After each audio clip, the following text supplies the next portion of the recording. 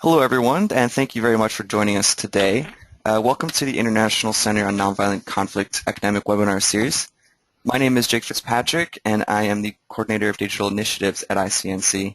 And today's webinar is titled Gradualist Democratization Using Civil Resistance, and will be delivered by Stephen Zunes, Professor of Politics and International Studies at the University of San Francisco, and also a co-chair of the ICNC Academic Advisors Committee.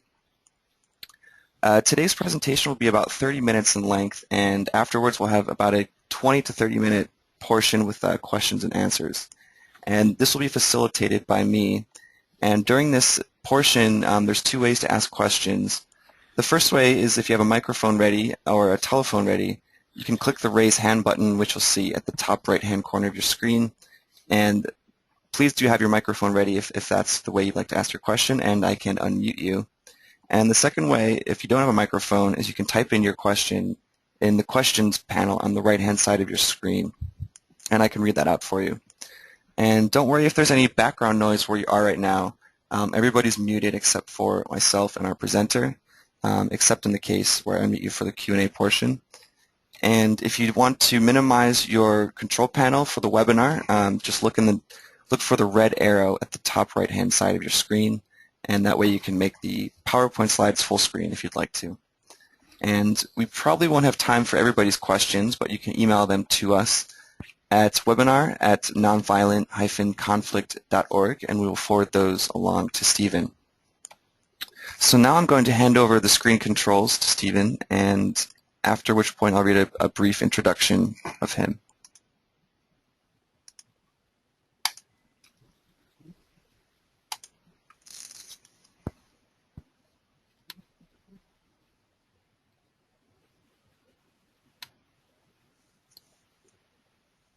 Stephen is a professor of politics and international studies at the University of San Francisco, where he serves as the coordinator of the program in Middle Eastern Studies and co-chairs the Academic Advisory Committee for the International Center on Nonviolent Conflict. He is the author of scores of articles for scholarly and general readership on strategic nonviolent action, Middle Eastern politics, U.S. foreign policy, international terrorism, nuclear nonproliferation, and human rights. He is the principal editor of Nonviolent Social Movements, published in 1999 by Blackwell, and author of Tinderbox, U.S. Middle East Policy and the Roots of Terrorism, published in 2003 by Common Courage Press.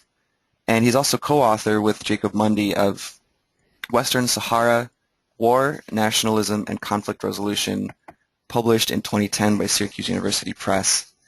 And he also serves as a senior policy analyst for the Foreign Policy and Focus project of the Institute for Policy Studies.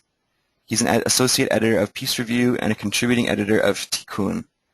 And if you'd like to find out more about Stephen and view some resources he's recommended to accompany the webinar, you can visit our website and go to the academic webinar series portion. And with that, I'd like to hand it over to Stephen. Thank you very much, Jake, and thank all of you for joining me today. As you all are aware, there's been a dramatic growth in scholarly interest in the power of nonviolent action and civil resistance in recent years. Some studies, of course, have looked at nonviolent reform movements, nonviolent action campaigns that are in democratic countries working on specific issues. Of course, there's the civil rights struggle here in the United States. You have the anti-nuclear movement in Germany. There's a slide here you may notice on the lower left about an environmental movement in Australia where the Franklin Dam project that was back in the 1980s.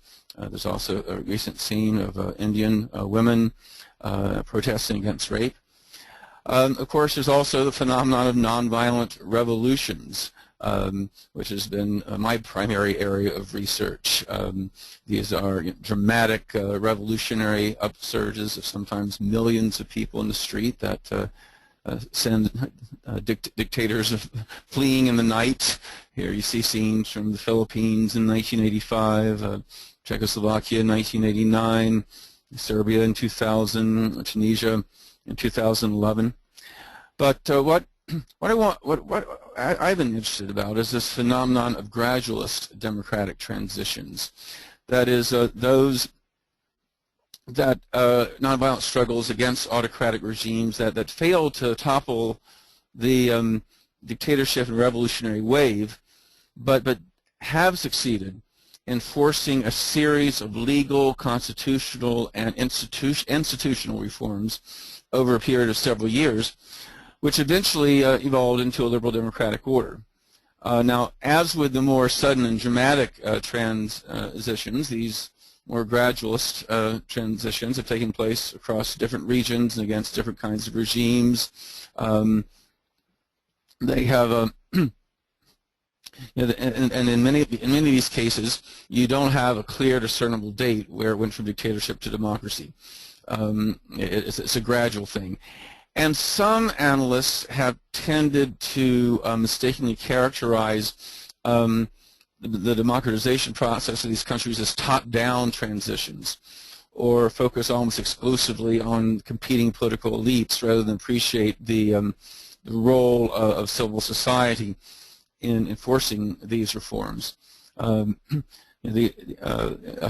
these gradualistic transitions that were goaded on through nonviolent action include some Latin American cases like Brazil and Guyana, East Asian cases like South Korea and Taiwan, African cases like Kenya and Ghana, and Eastern European cases like Hungary and Croatia.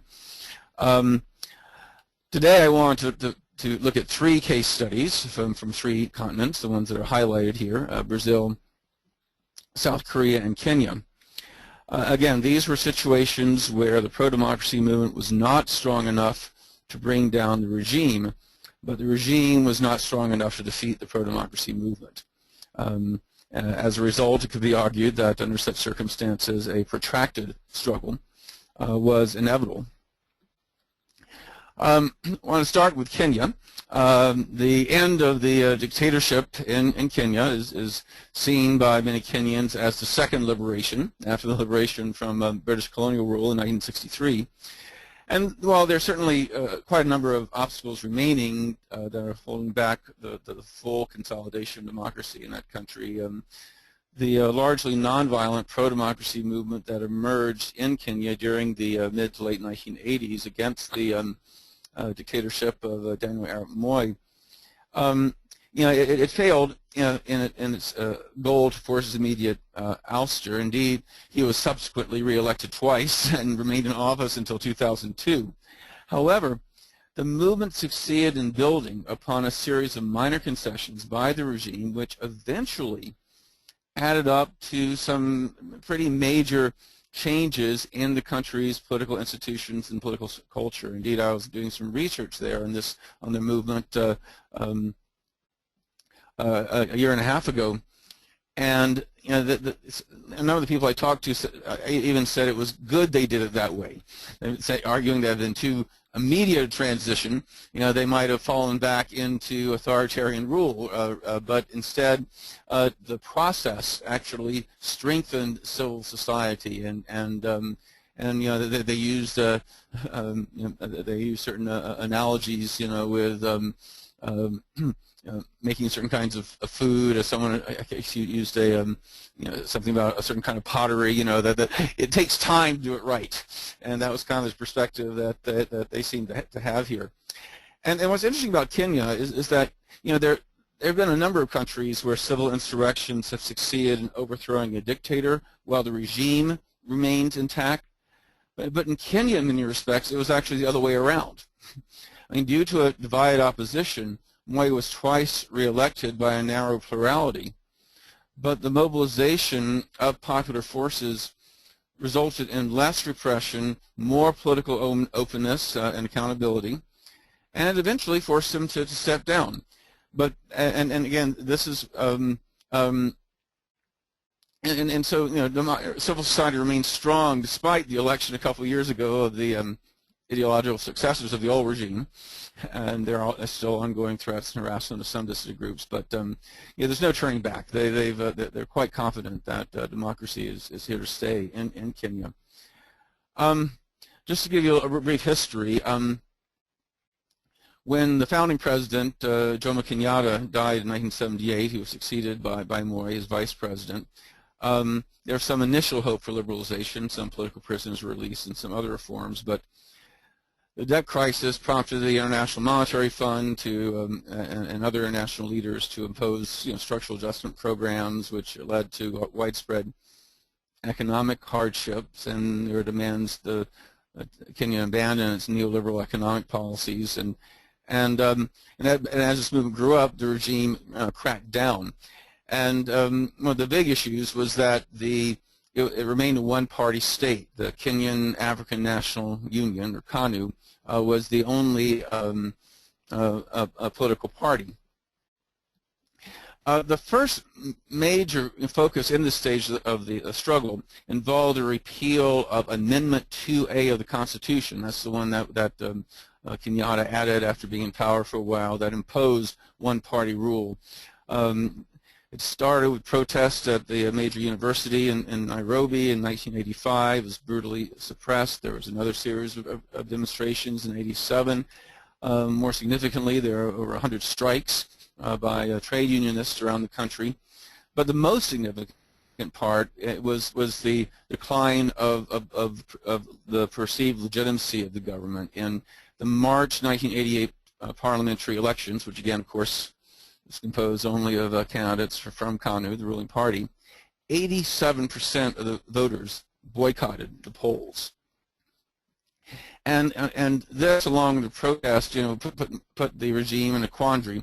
And we see this in some of the other cases too. The Moi couldn't figure out how to respond. On one hand, became more extreme in his repression, and then on the other hand, became more accommodating in terms of reforms. And the former resulting in greater public anger, and the latter offering hope that the activism was actually having its desired effect. And the combined effect was that the resistance grew even stronger. With a lot of NGOs suppressed, no opposition parties allowed, the churches became important centers of resistance during this period. But eventually the opposition leaders formed something called FORD, the Forum for the Restoration for Democracy. And they called for a major rally. This is in 1990. On July 7th, and it became known as Saba Saba, which is the Swahili word for the date, 7/7, July 7th. And this marked the first opportunity for Kenyans in the opposition to really come together, interact, express their opinions. I mean, during this time, the law prohibited more than 3 unrelated people from gathering without a permit. So this was a great opportunity in their isolation, recognize they're not alone in their opposition, and for people to come forward and express themselves. And despite the risk, thousands, in Nairobi and across the country, representing a broad cross-section of the nation, came out in an unprecedented degree. There was brutal repression. 28 protesters were killed, more than 1,000 people arrested. But this really empowered a broad array of increasingly organized dissent from lawyers and professionals, churches, former politicians who had broken with the regime, independent business leaders, and increasingly angry and vocal, if disorganized, general public. Now, it's interesting. I mean, the tactic of holding political rallies alone to have them violently broken up would not seem like a sustainable strategy normally, but it did play an important role in graphically exposing both to Kenyan and international audiences the extent of the human rights abuses, and raised people's awareness they had rights that were being denied, and the collective threshold of fear was overcome. And when the government said no rallies, people would do it anyway, and it was enough so that finally they appealed. This culture of resistance, as Robert Press called it in his really excellent book on the nonviolent resistance movement in Kenya, this culture of resistance did finally convince the regime to allow for multi-party elections. Unfortunately, the opposition was divided, and he was reelected in 1992.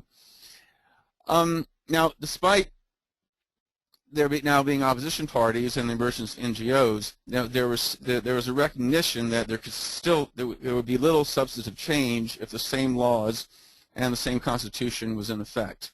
There are still so with a multi-party electoral system in place, people started focusing on civil liberties, curbing police abuses, ending detention without trial, and especially political prisoners. And there was this wonderful campaign by the wives and mothers of political prisoners who gathered, had a hunger strike. They gathered in Uhuru Park, which is the big park in the middle of Nairobi. Got a lot of popular support, and the government did indeed end up releasing the prisoners, accepted constitutional reforms. Again, Moi was reelected one more time because once again the opposition was divided in 1997. But even though he had served one more term, he could no longer detain people without trial. He could no longer charge opponents with sedition for criticizing his policies. Unlike many African leaders, he would not be the president for life. Because term limits were imposed, they knew he'd be gone by 2002 at the latest. And as one activist told me, we did not win the struggle against Moi, but we did win the struggle for the nation. The next case I want to look at is South Korea. Except for short periods, South Korea had been under autocratic rule since the country emerged out of decades of Japanese occupation, followed by the partition in 1945. General Park Chung-hee had ruled the country since he seized power in a military coup in 1961. But the threat from communist North Korea, the overriding task of trying to rebuild the country from the devastation of the Korean War in the early 1950s, provided an excuse for the denial of democratic rights. The repression actually increased when martial law was declared in 1972. But protests began to break out among workers and students around 1979. The regime was bitterly divided about whether to compromise or suppress. In fact, during a heated argument on this very point, the head of the Korean CIA shot and killed Park himself. The prime minister temporarily became president, and he released a number of dissidents, including Kim Dae-jung, the famous opposition leader and the most political, most famous political prisoner. And the pro-democracy movement took advantage of this and gained strength. But Chun Doo-won, the general, ended up increasing his pressure on Choi not to compromise further. In May of 1980, there was a massive demonstration in Seoul, brought over 100,000 students and workers to the streets. Chun basically took over at that point, declared full martial law. Colleges and universities were closed. The National Assembly was shut down, as were the headquarters of the political parties. Labor strikes were outlawed, and all political activities were banned. The leading dissidents, Kim Dae-jung, Kim Young-sam, and Kim Jong-pil, were arrested. But despite the crackdown in the city of Kwanju in the southwestern part of the country, demonstrations continued. Chun sent in paratroopers who brutally attacked the demonstrators, killing as many as 100 people. But the students, which now joined by thousands of townspeople, fought back. And the nonviolent discipline that had characterized most of the pro-democracy protests, both before and since then, evaporated at this point. Enraged city residents raided armories and police stations and violently drove the troops from the city, and it became this liberated zone within the authoritarian state. Over 300,000 people took the streets to celebrate, but within a week, Chun sent in 20,000 elite troops to retake the city, and it was a massacre. Over 2,000 people were killed as the army retook the city. Chun, at that point, banned over 150 periodicals, dismissed a large number of journalists, purged dissents. Universities were essentially occupied by police. And And there was a lull in the pro-democracy struggle, but by 1983, you started to see dissent growing again, and forcing the regime to allow for a limited amount of political activities, including reinstated dismissed faculty and journalists, and releasing some of the student protesters. And the opposition took full advantage of this opening. A new wave of protests emerged in 1984. It was no longer limited to students and a few high-profile dissidents, but other movements, particularly the trade unions, emerged in an organized fashion. A group called the New Korean Democratic Party emerged now that they were legal. This Minjin movement was really a network of grassroots organizations emerged. They are, and they finally, by 1985, allowed free elections to the National Assembly and direct elections for the presidency. Unfortunately, Kim Jong-sam, one of the more conservative of the opposition leaders, was offered a deal with the military. So even though he was democratically elected, it was not the break with the past many people hoped. But within a few years, there was enough pressure that he did break enough with the military to prosecute those responsible for the Kwanju massacre, and generally people consider that by 1990 there was indeed a full restoration of democracy in South Korea. And finally, I want to talk briefly about Brazil. A little history. The U.S.-backed military coup in 1964 ousted João Goulart, the left-leaning democratically elected president, and brought to power the first in a series of right-wing military dictatorships in Brazil, and really marked the first in a whole sequence of right-wing coups that would plunge most of South America into years of severe repression. And I still hear people say, "Oh, these regimes and voluntarily gave up power because they'd screwed up the economy so bad or whatever." But none of them did so willingly. And indeed, a screwed up economy. It was one thing that motivated and drove the movement, particularly in Brazil, where trade unions played an important role. But going back to the initial coup in the 60s, there was a nascent pro-democracy movement, a few wildcat strikes and nonviolent protests, but it was compromised by the emergence of urban guerrillas,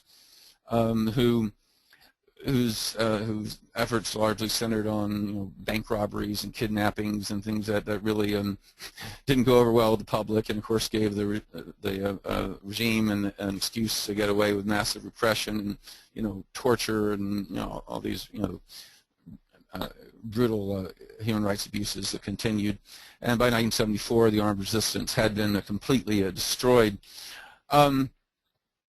But not long afterwards, dissent within civil society began to grow, initially by academics and journalists and other professionals, and protests grew. The General Geisel, who was who was the dictator during the late 70s, promised what he called a slow, gradual, and safe political opening, which they referred to as distensiao, which means decompression, and it led to a gradual reemergence of social movements, often with the support of the Catholic Church. Press censorship was relaxed, habeas corpus for political detainees was resumed, exiles were allowed to return, but there was still a long struggle ahead. A key piece of the struggle was the emergence of ecclesiastical-based communities, CEBs, which grew from around 30,000 in the beginning of the 70s to over 100,000 by 1980. They provided these Christian-based communities provide opportunities for people from poor backgrounds to develop leadership skills and develop solidarity networks. And this is particularly important, I think, in Brazil, because a lot of grassroots groups had a hard time mobilizing their constituencies, not just because of government repression, but in part because of the traditional patrimonial style of the Brazilian societies. It didn't really have a favorable cultural climate for grassroots struggle. The church, helped midwife movements by women, peasants, slum dwellers, and it was not just a handful of radical priests and nuns. It was the hierarchy, including the Archbishop of Sao Paulo, was able to provide an umbrella for some of these key opposition groups. And again, given the centrality of the Catholic Church in Brazilian society, there are limitations about how brutally the state could respond, at least to clergy in prominent roles. This again pushed enough of an opening so that new wave of protests which emerged, which were largely within the labor sector. By 1978, over 500,000 workers from 14 different sectors of the country had gone on extended strikes.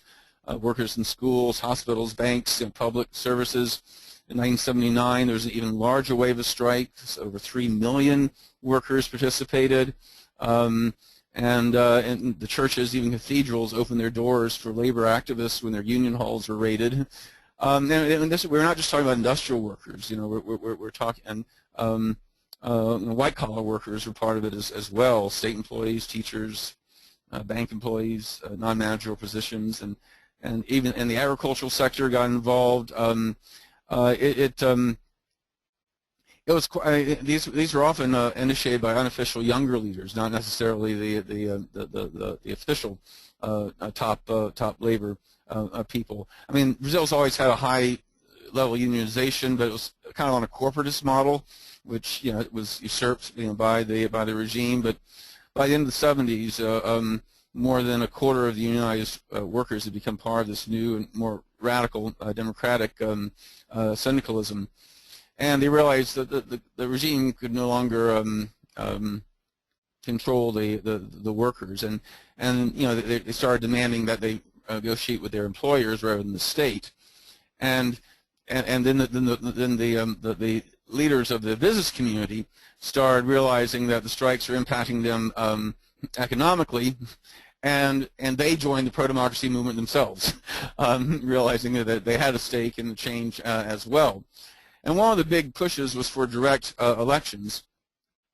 The generals turned over the country to civilian rule by 1985, but it was by a common electoral college type system where the military played a role. And this group called the Party for the Brazilian Democratic Movement had become the leading opposition party when parties were legalized in 1979, but they really pushed for direct elections. They allowed it for everyone except the president in 1982, but they pushed for more. I mean, you had a million people on the streets in Rio de Janeiro, 1.5 million in Sao Paulo, and not just the opposition leaders, but pop stars, soccer announcers, and entertainers. The death of the leading popular candidate led to his just about the time of his inauguration, led his vice president, who was actually a conservative who had ties to the military, to then become the leader. But by this time, the transition was well underway. The new constitution was passed in '87, which reduced presidential power, and by 1989 there were direct elections. Now, in looking at these and some of the others, I found a pattern here, which constitutes kind of a positive feedback loop in these gradualist pro-democracy struggles.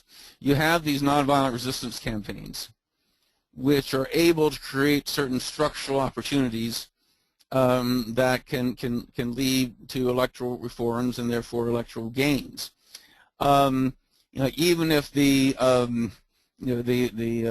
elected people who are elected don't have a lot of power, if the military or the old elites are still essentially running things, it does raise expectations for success by collective action, by the population, and that in turn erodes the regime's power to control the social movements, which then makes the nonviolent resistant campaigns easier to organize, and the cycle again creates a positive feedback loop that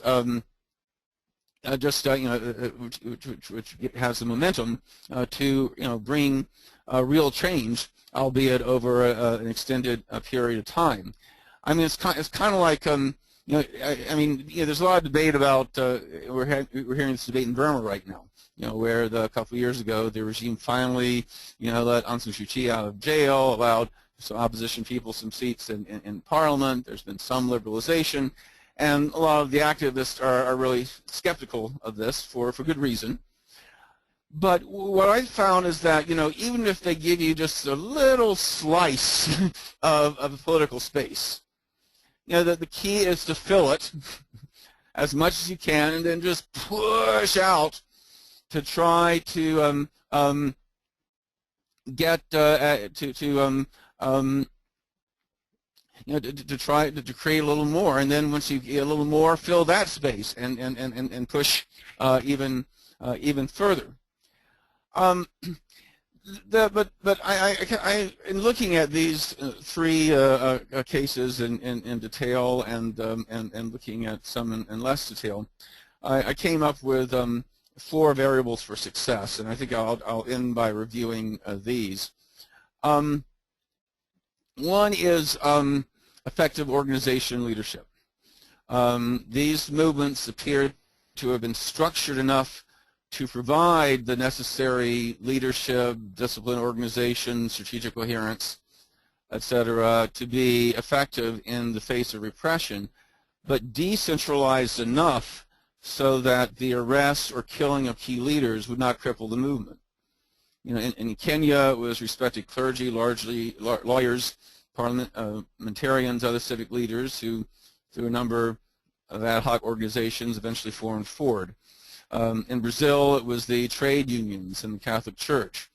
In South Korea, it was students, intellectuals, and ultimately trade unionists who coalesced into what they called the National Liaison for Democratization, later the Nanjing movement. The second variable is discernment and strategy. In all 3 countries, there appears to have been an awareness of under what circumstances it would be beneficial to work within the limited legal framework allowed by the state, when and under what circumstances to negotiate, and when and under what circumstances to engage in open defiance. The opposition in Kenya, for example, agreed to participate in elections despite ongoing limits to civil liberties, with the awareness that legalized political parties would not only be able to participate in elections, but could be an organizational base for ongoing extra-parliamentary resistance, so for civil resistance. In South Korea, pro-democracy forces are willing to put their resources into support for political parties like the NKDP, or into grassroots coalitions, like the National Liaison for Democratization, depending on the circumstances. A similar balancing act took place in Brazil between the broader grassroots democratic movement and what became the party of what they call the party of the Brazilian democratic movement. Some of you familiar with Peter Ackerman and Chris Krugler's 1994 book.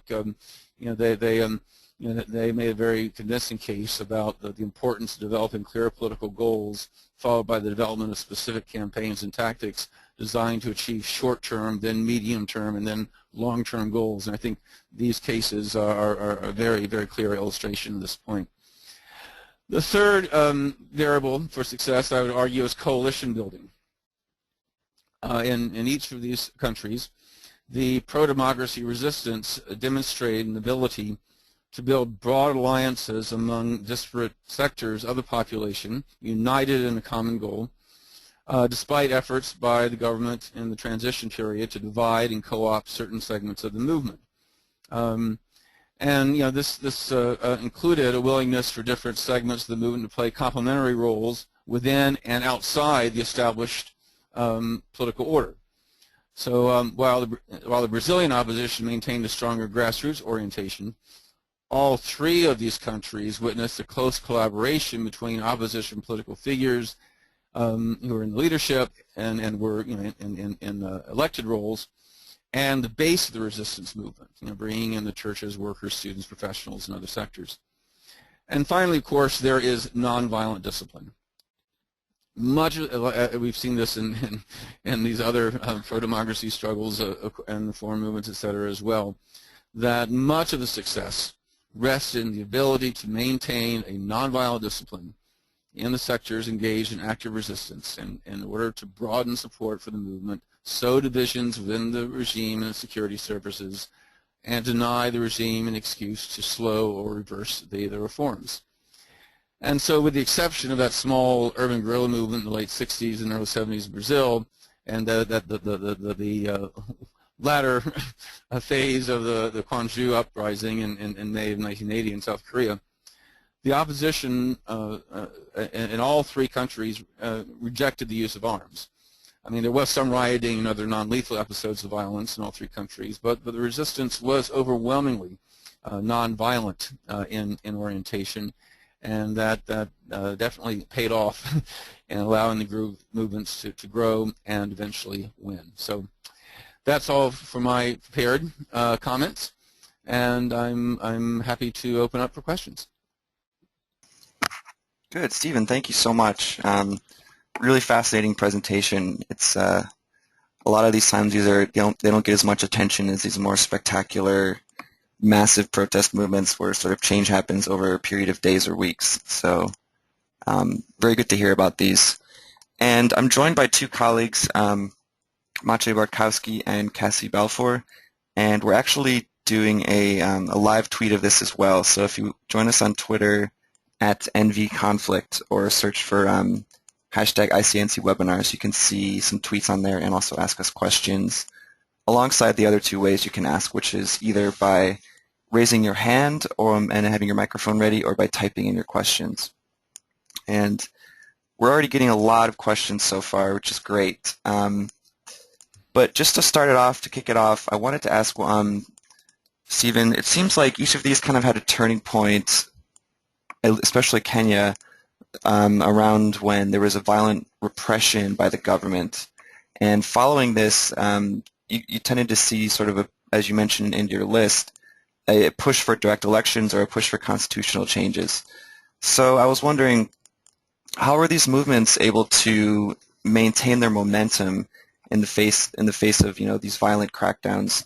And I suppose this might kind of feed into the feedback loop you mentioned.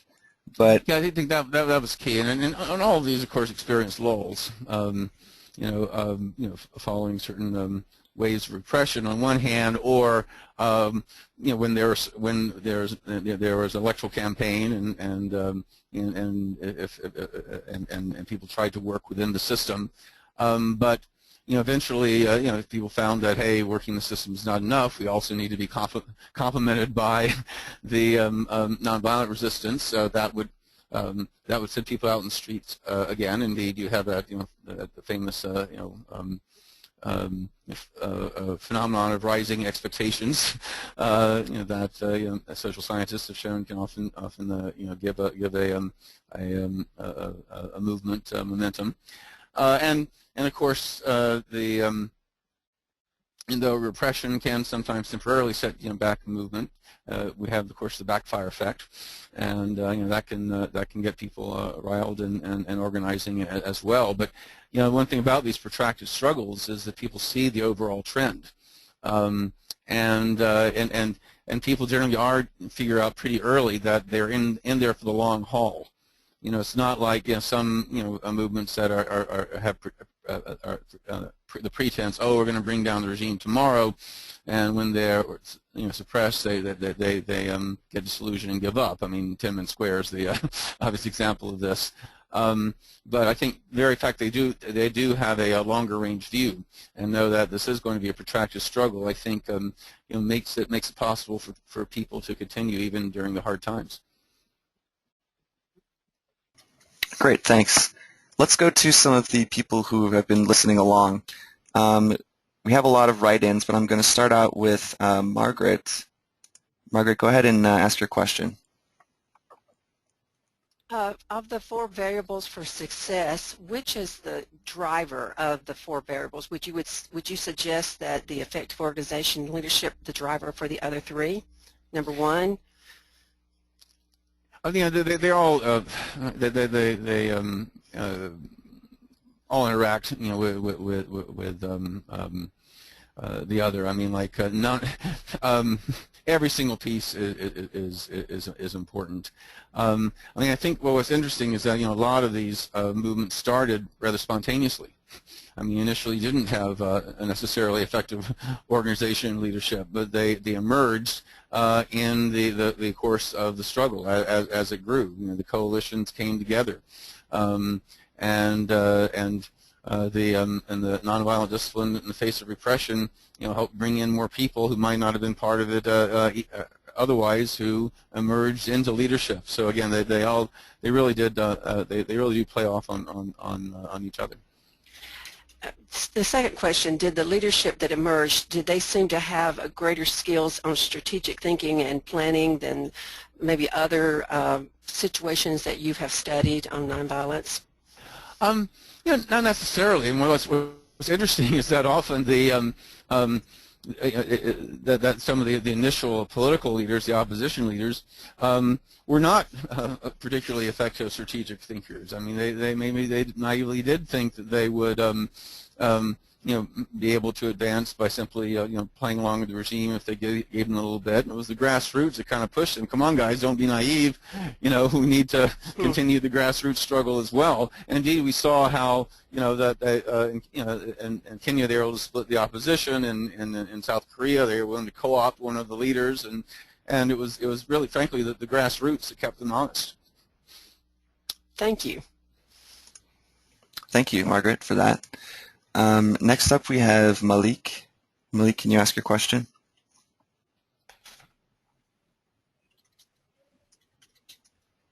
Malik, are you there? Oh, yeah, sorry. Yes, thank you very much. I have a question from Dr. Zunes. If you remember that you have written on movement for the restoration of democracy, Pakistan. Mm-hmm. And this article is also on the website, ICNC website as well. And in that article, you suggested it was a failed movement. But now, after seeing your current theory, gradualist democratization, do you think we could see that movement, which later on went to for the organization of the election, referendum, and then, you know, at the end, of course, like the dictator General Ziaul was died in the air crash. Otherwise, he had reduced his power so much. Because I'm working on this movement as my PhD thesis, so this is what I pointed out. So how do you see, after having this new theory, that particular movement? Thank you very much. Yeah, I mean, for those of you who don't have background, this was a massive pro-democracy movement that emerged in the early mid-1980s in Pakistan. Part of the problem was that it was largely centered in the Sindh province and among the ethnic group there, and I think that it didn't become quite the national movement that perhaps it should have. Combined with that, you have the tendency in Pakistan for this almost kind of feudalistic, you know, political dynasties, and sure, that ends up, you know, often co-opting a lot of energy. But in terms of sheer numbers, oh my God, it was one of the largest nonviolent movements in modern history, and it's I'm thrilled that you're actually doing some serious research on it, because there's not nearly as much attention on it as there should be, given its size and impact. But I think you know, I think I think it shows that there's greater potential. But I do think in this particular case it was the failure to go beyond their regional base, and I think the relative weakness of broader Pakistani civil society and the tendency to be swept up in these by the conventional politicians, which was more common back then. I would argue that civil society in Pakistan is actually stronger now. So I think the potential is better now than it was 30 years ago. Mm-hmm. Okay, thank you. Okay, we have another couple people who have their hands raised. Next up, we'll go to Jacob O. Jacob? Hello, everyone. My question is, considering even in the Kenyan context, who gets to decide whether the movement is non-violent, considering that violence is always a response by the opposition to the movement? If you look at, in Kenyan context, however much the idea would have been to have a non-violent response, there's always a tendency of the police responding with a lot of heaviness. So how does the leadership of a movement such as this ensure that even in the face of terror, even in the face of violence caused by the opposition, they're still able to maintain nonviolence? Well, it's the same thing about why a guerrilla fighter needs to maintain the discipline, not to attack the enemy if they don't have the element of surprise, they don't have the numbers. You always have to hold back. You have to think strategically. And in Kenya, as in these other movements, there was not a pacifist or a Gandhian or any kind of ethical, spiritual commitment to nonviolence per se. But they recognized that they could never face the they never have power to compete with the regime militarily. And so in many ways they used nonviolent action as sort of the ultimate asymmetrical warfare. There's talk of armed struggle against Moi in Kenya in the 1980s, but it was clear that was not getting anywhere. The armed struggle in Brazil was so easily crushed. But I mean, as brutal and nasty as the Kenyan police and security forces were, and unlike a lot of successful movements, there was not much in the way of security force defections, which is kind of surprising, in fact. But I think when people saw these respected clergy in particular, but also lawyers, professional opposition, politicians that had following, when they'd see their bloodied heads on the TV and in the press, that really shocked people, and it had that backfire effect. It got more and more people into the movement, and it also, I think, really shifted British and American opinion, because United States and Great Britain were big supporters of Moi. They had largely ignored the repression and human rights abuses, as they often do in Africa and elsewhere. But seeing these these images got on British and American TV as well, and it made it politically more and more difficult for London and Washington to continue to support the regime. Thanks, Stephen. That feeds nicely into another couple questions we have written in. Two other traditional pillars of support for regimes, looking at the judiciary and the military. Were there, I don't know if you talked really much about those two, but what were the role of those two in having the movement target them to try and bring them to their side, if at all? Well, I think part of the what we one of the along with constitutional and institutional reforms in Kenya, legal reforms were a big issue to try to to push for a more independent judiciary. And it was not just a matter of constitutional reforms, that kind of thing, but the judges, when they saw a massive civil society movement out there, and made it easier for them to to break with the regime, because we've seen in many countries, including democratic ones, that often I mean, though there are some exceptions, where Martin Luther King was able to appeal to the federal court system and that kind of thing. Generally, the judiciary is a political institution, and political institutions can be influenced by popular movements. Great. Next up, we have Haider. Haider, are you there? Hello. Yeah. Hi. I'm Haider from Iraq. Actually, it's not question. Actually, I have suggestion. If you, I'm really interested about the Arab Spring and non-violence movement in the Arab Spring, what happened there. That's it. Yeah, I've written a fair amount about the nonviolent pro-democracy movements in the Arab world, actually. It's my regional specialty, in fact. But I think we may have lost you. Yeah, I think the Hello? connection went out, unfortunately. Okay, so going to the next question. We had a question from Caglian, who's asking about these kind of movements and their success rates in authoritarian regimes versus democracies. How are the dynamics different? And she was wondering if there's any kind of selection bias in these two different types of situations in terms of success rates. Well, in this particular study, I'm looking at exclusively authoritarian regimes and pro-democracy movements. Obviously, and of course, you know, we have the studies by Erica Chenoweth and Maria Stephan that note how nonviolent struggles, even in the worst authoritarian situations, and including foreign military occupation, colonial struggles, secession struggles, you know, is at least twice as likely to be successful. And on the one hand, obviously, in democratic societies, it's easy to organize, but in certain ways, if you want more radical change, it's harder in democratic societies because people think, oh, we can just work within the system.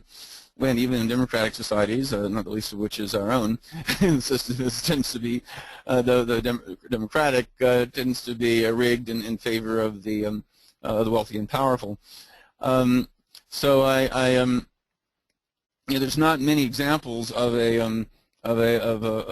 authentically revolutionary or you know, radical change you know, movements within democratic societies. I guess you could look at France in '68 and maybe we're seeing beginnings in terms of the Indignado movement and in Spain and you know, a few others where you're really starting to you know, see people starting to you know, talk about some you know, rather more radical transitions. But you know, they're it again depends on what you call success, because again you're free to organize in democratic societies, but generally the goals are more limited. Yeah, I'll leave it at that. Great, thanks. We have another question.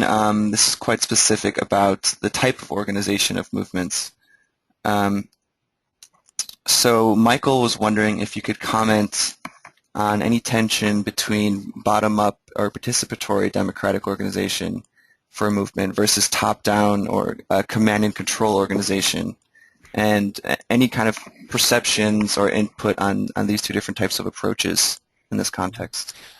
What I saw in the study of these movements is that there are certainly tensions, to be sure. You know, there is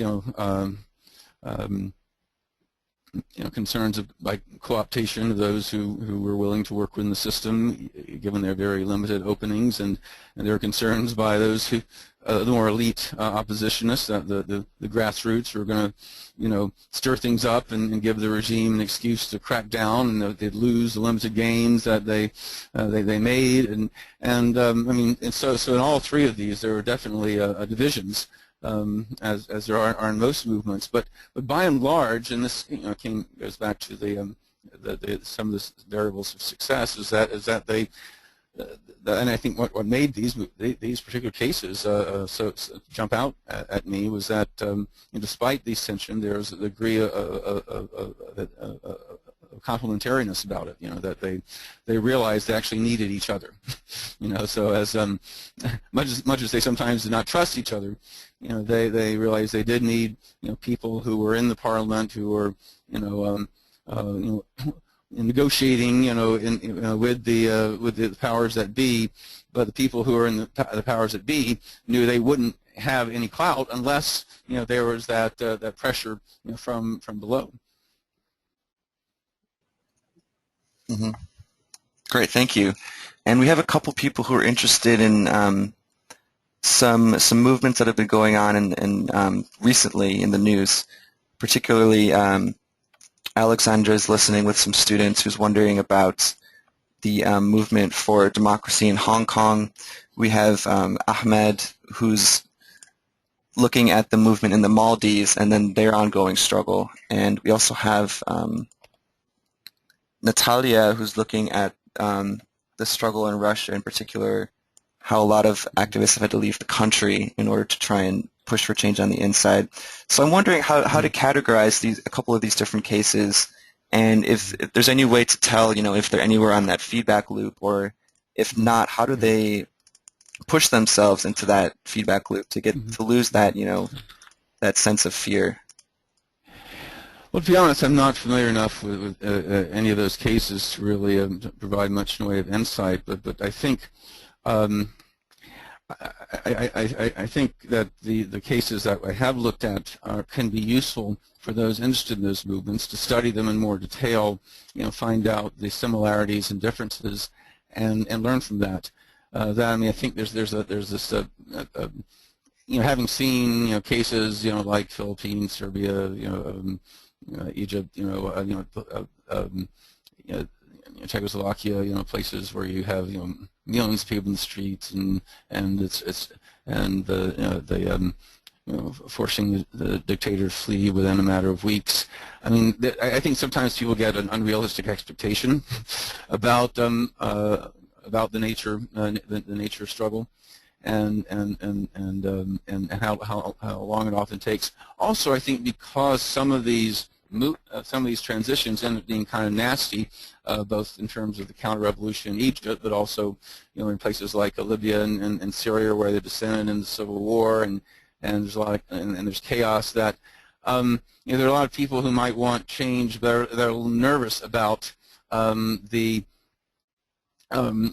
to bring down a regime in short order. And so I think there's actually greater interest in doing it this more kind of gradualistic way. Also, I should mention that there are some regimes, because there have been a number of successful nonviolent revolutions, that are getting better at squashing them, and that the repression is getting more sophisticated. And and I think in all these struggles that people are mentioning about, I think the important piece really is to study not just the not just the famous cases where the world media is there in the Capitol and the square is occupied by a million people, and that kind of thing, but the ones that are a little less exciting, a little less in the headlines, the ones that take place over time, like the ones that we discussed today, because frankly I think we're going to see more and more of that kind of civil resistance, pro-democracy civil resistance, and less of the revolutionary kind that some people may have actually come to expect at this point. Right, and these are the ones that are traditionally harder to cover in mainstream media because just by their nature, it's not as sensationalist, and it's much more of a longer-term struggle. It's not as sexy. It's not doesn't make it's not as exciting to watch on the news. Mm-hmm. Good. Well, we still have some questions left over, but it is 1 o'clock right now here in the East Coast, and actually need to run to teach my morning class. So okay. Well, but I'm willing to follow up with people if they want to. Absolutely. And do you have any closing remarks before we wrap it up, Stephen? I think what I just said, I think, is the key point. As I think we really recognize that struggle takes time, and that we and it's not an either or in terms of working within the system or working on the outside. It's not either you are permanently repressed or you win a dramatic victory in a short period of time. That it's an ongoing process, and it's an ongoing struggle, and I think we need to learn about these lesser known, more gradualist cases because they are important. They frankly have not gotten as much attention as the more dramatic and sudden revolutions. Okay, thank you, Stephen, so much for your presentation. Very, very informative and interesting. And we recorded this presentation. It will be uploaded to our website We also have one from last week we just did, which we're working on getting up as well. And that'll be uploaded along with the presentation slides, and we'll upload that graphic with the feedback loop, which you discussed, because I think that's very interesting and could be helpful for people who are studying this. And if you do have any other follow-up questions, feel free to email them to us, webinar@nonviolent-conflict.org. And you can also actually tweet them at us, and we can follow you there. It's @NVConflict if you'd like to follow us on Twitter. So with that, Stephen, thank you very much again for your presentation. Thanks again. Thanks, and thank you everyone for joining us, and have a good day.